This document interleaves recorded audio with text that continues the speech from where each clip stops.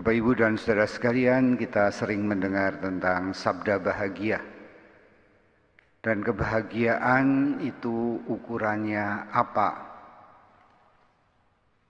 Ternyata bacaan hari ini memberikan kepada kita suatu pencerahan. Berbahagialah orang yang mengandalkan Tuhan. Gambarannya sangat indah seperti pohon yang hidup di tepi sungai, yang tidak pernah kekeringan, dan dia selalu mendapatkan air dan berbuah berlipat-lipat. Tidak pernah mengalami masa kekeringan. Itulah kebahagiaan orang yang mengandalkan Tuhan. Dan mengandalkan Tuhan berarti mengandalkan kehendak Allah. Kita berdoa dalam doa Bapa kami, jadilah kehendak-Mu di atas bumi seperti di dalam surga. Kehendak Tuhan menjadikan bumi seperti surga. Kehendak Tuhan pasti baik. Kehendak Tuhan pasti membahagiakan dan menyelamatkan. Dan itulah yang sangat penting dalam kehidupan kita. Mengandalkan Tuhan, mengandalkan kehendak-Nya. Kalau kita berdosa, Tuhan menghendaki kita diselamatkan, diampuni. Bahkan kalau kita mati pun kita akan dibangkitkan. Yesus Kristus adalah gambaran tentang kehendak Tuhan. Dia menyembuhkan orang-orang sakit. Dia mengusir setan-setan. Dia mengampuni orang-orang yang berdosa.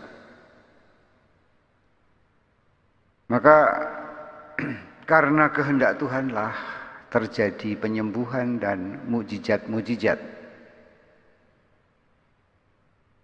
Maka marilah kita menyadari akan kehendak Allah. Namun kehendak Tuhan ini terjadi di dalam kehidupan kita melalui berbagai macam cara. Kehendak Tuhan menyembuhkan melalui banyak cara juga. Seperti Yesus kita lihat di dalam kitab suci menyembuhkan orang dengan bersabda, dengan menjamah orang itu, dengan mengatakan talitakum, bangkitlah, mengatakan efata, terbukalah.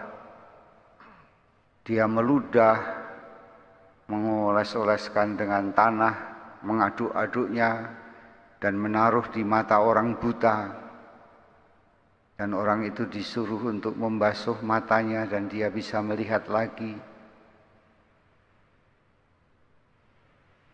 Dia menarik lidah orang yang keluh atau yang bisu, menaruh tangannya di telinga. Ada macam-macam cara. Dalam zaman modern Tuhan juga menyembuhkan dengan macam-macam cara. Melalui dokter, melalui mungkin orang-orang yang ahli dalam bidangnya, akupuntur, akupressure. Ada yang penyembuhan lain dengan mungkin prana. Itu karunia-karunia Tuhan yang luar biasa, di mana orang melakukan kehendak Allah. Jadi jangan hanya kita membatasi bahwa kehendak Tuhan hanya dengan satu cara, yaitu dengan doa Allah ini dan Allah itu saja. Itu salah satu dari kehendak Tuhan. Namun marilah kita juga menyadari bahwa seringkali kita semua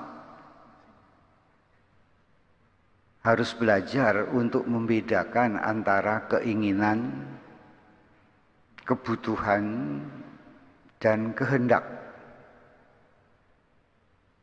Seolah-olah di dalam doa kita ada suatu pertentangan antara kehendak kita dan kehendak Tuhan.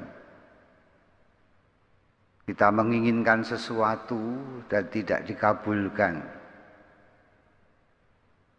Dan kita merasa bahwa Tuhan tidak memperhatikan, Tuhan tidak adil dan seterusnya. Tapi nanti dulu, yang kita doakan adalah apakah kehendak atau keinginan atau itu kebutuhan. Biasanya keinginan-keinginan itu diwarnai dengan suatu perasaan. Keinginan bila tercapai orang menjadi senang. Oleh karena itu hasil dari keinginan biasanya hanya kesenangan-kesenangan sesaat.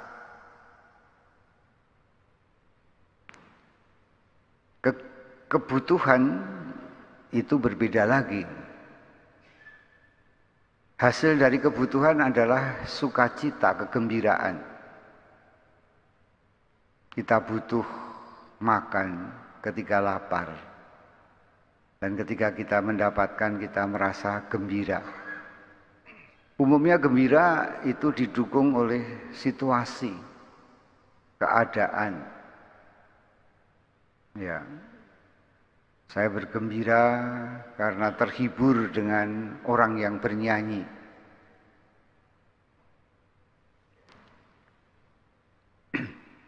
Apakah keinginan dan kebutuhan itu berbeda? Ya, memang.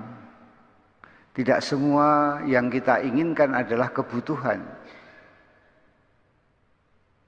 Kita cukup mungkin dengan naik mobil umum misalnya, tapi kita ingin mempunyai mobil pribadi. Kita mungkin hanya butuh satu pakaian, tetapi ada model baru. Maka keinginan kita ingin memiliki model baru.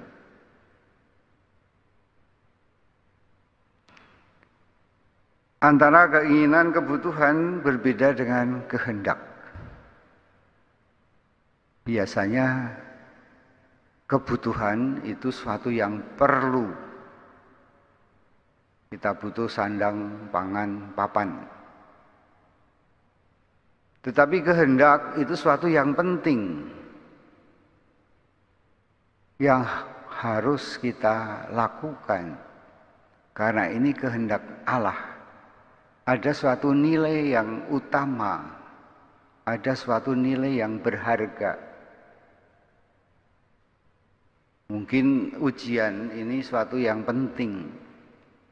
Anda mungkin tidak suka dengan ujian, tetapi harus kita lakukan. Maka kemudian kita merasa suatu yang penting ya, akan terjadi kalau saya melakukan kehendak. Bapak, Ibu, dan saudara sekalian, maka memilah-milah dorongan batin kita antara keinginan, kebutuhan, dan kehendak menjadi sangat penting. Tuhan menghendaki, berarti Tuhan mau supaya kita melakukan hal yang utama dalam hidup. Dan kehendak Tuhan itu supaya kita menjadi bahagia. Tidak hanya senang, tidak hanya gembira, tapi kita bahagia.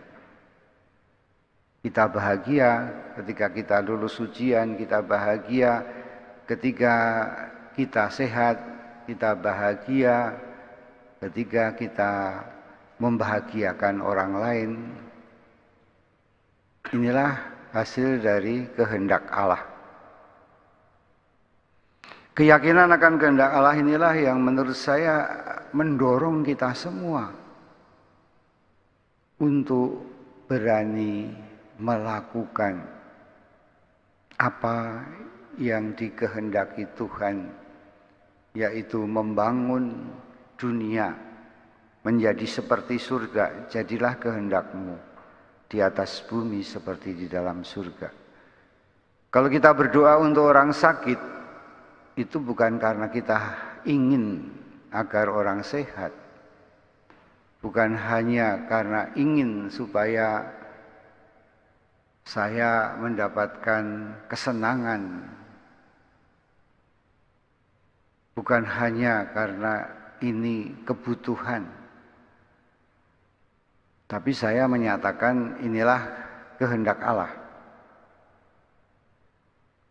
Keyakinan kita akan kehendak Allah itulah yang menyembuhkan. Ketika ada seorang yang sakit lepra bertemu dengan Tuhan Yesus, orang sakit lepra itu bertanya, jika Tuhan mau, Tuhan dapat menyembuhkan saya. Dan Tuhan Yesus mengatakan, saya mau, maka sembuhlah kamu. Rasul Petrus ketika waktu itu menjala ikan selama semalaman tidak mendapatkan ikan. Kemudian Tuhan Yesus mengatakan, tebarkanlah jalamu di tempat yang dalam. Dia mengatakan, Tuhan, saya seorang nelayan. Semalaman saya sudah berusaha mencari ikan dan tidak dapat mendapatkan apa-apa. Tapi karena Engkau menghendaki, Engkau menyuruh aku, maka aku lakukan. Dan terjadilah mujizat yang luar biasa. Petrus menangkap ikan yang begitu banyak. Inilah gambaran tentang kehendak Allah. Dorongan akan kehendak Allah inilah yang membuat kita semua punya harapan akan mukjizat-mukjizat Allah. Maka marilah kita berpasrah, berharap, dan melakukan apa yang dikehendaki Tuhan. Seringkali dalam doa ada suatu dorongan akan kehendak Allah itu.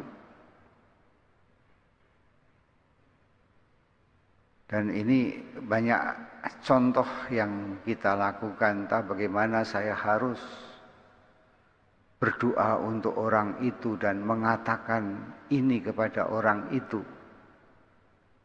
Ada dorongan Roh Allah. Dan terjadilah kehendak Allah. Jadi dalam melakukan kehendaknya Allah bekerja sama dengan kita. Kita bisa menjadi mulut atau menjadi penyambung lidah Tuhan. Bisa menjadi penyambung tangan Tuhan. Bisa menjadi penyambung pikiran atau perasaan Tuhan. Entah bagaimana tiba-tiba kita ingin melakukan itu. Dan kita lakukan. Dan ternyata kehendak Tuhan terjadi. Tentang kehendak Tuhan inilah yang pernah saya tulis, satu yang pernah saya terjemahkan dari buku Romo de Grandis tentang sabda pengetahuan dan sabda kebijaksanaan. Bagaimana Tuhan seringkali membimbing kita untuk tahu inti atau permasalahan, penyebab penyakit ataupun penyebab permasalahan. Dan bagaimana Tuhan memberitahu bagaimana pemecahannya. Pastor de Grandis itu menerangkan dengan sangat bagus tentang bagaimana Tuhan dengan kehendaknya memimpin dan membimbing kita untuk melakukan kehendaknya. Namun intinya adalah satu, yaitu supaya kita mencintai. Dalam kasih ada kehendak Tuhan yang luar biasa, mencintai Allah, mencintai diri sendiri dan mencintai sesama. Maka dalam hati saya mengatakan, asal kita mencintai Tuhan, segala sesuatu kita lakukan untuk cinta kasih kita pada Tuhan, maka kehendak Tuhan akan memimpin kita. Itulah tujuan kehendak Tuhan. Tertulis dalam hukum utama, cintailah Tuhan Allahmu dengan segenap hati, dengan segenap jiwa, cintailah sesamamu seperti dirimu sendiri. Apakah cinta Allah mendorong kita untuk mencintai? Kita diingatkan oleh Rasul Petrus, ya, ketika Tuhan Yesus bertanya kepada Simon, Simon anak Yohanes, apakah engkau mencintai aku? Tuhan tahu bahwa saya mencintai Tuhan. Dan Tuhan mengatakan apa? Gembalakanlah domba-dombaku. Sampai 3 kali Simon ditanya, apakah kamu mencintai aku? Tuhan tahu saya mencintaimu. Gembalakanlah domba-dombaku. Mengapa sampai 3 kali? Karena menurut saya Simon tidak paham. Ya, tidak paham akan maksud cinta Tuhan yang sesungguhnya. Yaitu cinta yang kalau dalam bahasa ya, terjemahan, sebelum diterjemahkan ada perbedaan. Ya. Yang dimaksud Tuhan adalah cinta yang agape. Dan jawaban Simon adalah cinta yang dikatakan eros. Eros adalah cinta antara manusia dan manusia. Bapak, Ibu, dan Saudara sekalian, menjadi sangat penting untuk kita sadari. Ya. Kalau kita mencintai orang sakit, apa alasannya? Alasan yang utama adalah Tuhan mencintai dan saya mencintai. Saya mencintai yang sakit karena saya mencintai Tuhan. Saya mencintai orang sakit karena orang sakit mencintai, karena Tuhan mencintai orang sakit itu. Dalam kasih ini kita bertemu. Apakah ini sulit dimengerti? Tidak. Sesuatu yang sebetulnya sederhana. Kalau Anda mencintai istri atau mencintai suami, Anda mencintai mertua. Karena mertua itu adalah orang yang dicintai istri dan dicintai suami. Kalau kita mencintai seseorang, kita mencintai apa yang dimiliki. Mungkin anjingnya, mungkin kucingnya.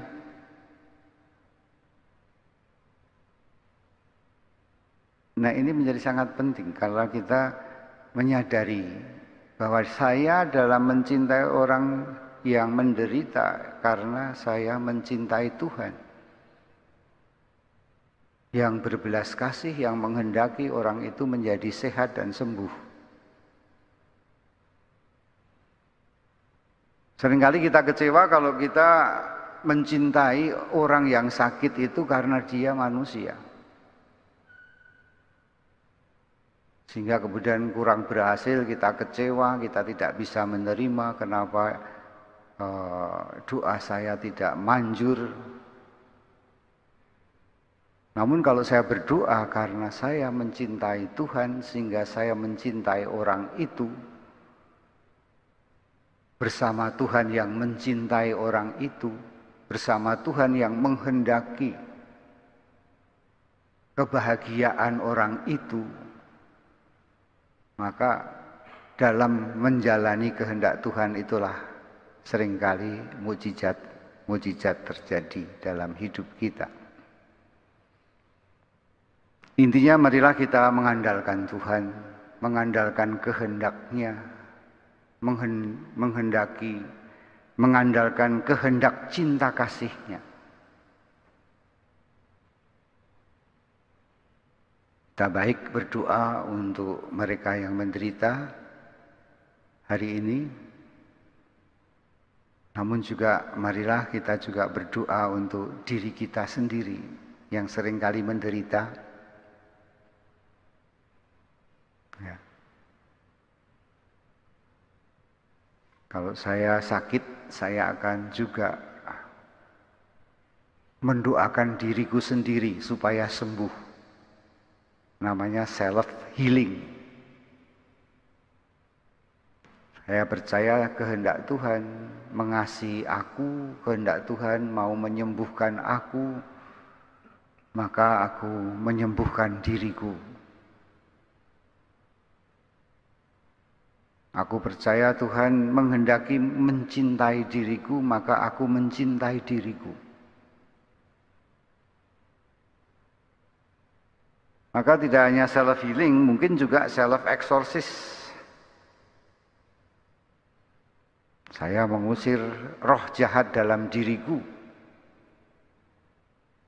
Ya, karena kehendak Tuhan, bukan kehendak kita.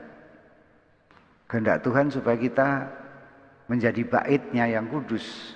Maka segala yang tidak kudus saya usir dari dalam diriku. Seringkali saya mengatakan dan orang agak heran ketika saya mengatakan kita harus mengampuni diri kita sendiri. Sering kita menyalahkan diri kita, sering kita menyesali diri kita, seringkali kita kurang menghargai diri kita, seringkali kita merasa orang yang minder, tidak percaya diri. Itu adalah sesungguhnya adalah saatnya kita mengampuni kelemahan kekurangan. Seperti Tuhan mengampuni kita, kita pun juga mengampuni diri kita sendiri juga. Bapak, Ibu, dan saudara sekalian, semoga kita semakin menyadari akan keyakinan kita akan kehendak kasih Tuhan itu luar biasa. Marilah kita bersama melakukan kehendak Tuhan. Dan saya percaya kehendak Tuhan itu ketika kita laksanakan, maka kita akan menjadi bahagia. Karena kehendak Tuhan adalah untuk membahagiakan. Saya percaya bahwa mujizat terjadi karena kehendak Tuhan. Yang kita lakukan, cinta kasih Tuhan yang kita lakukan, pengampunan Tuhan yang kita lakukan, berkat Tuhan yang kita lakukan, yang kita katakan.